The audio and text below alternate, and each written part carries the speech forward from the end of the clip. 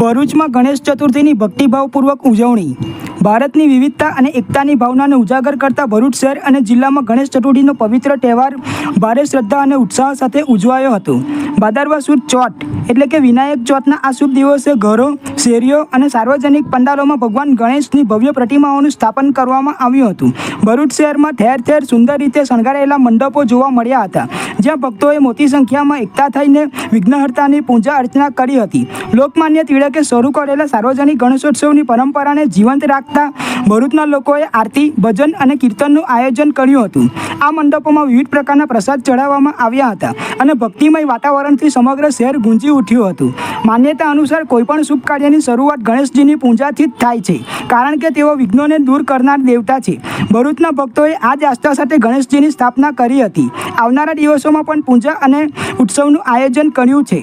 ગણેશજીની ભક્તિ અને શ્રદ્ધાનો આ માહોલ શહેરની સાંસ્કૃતિક એકતાનું સુંદર ઉદાહરણ પૂરું પાડે છે।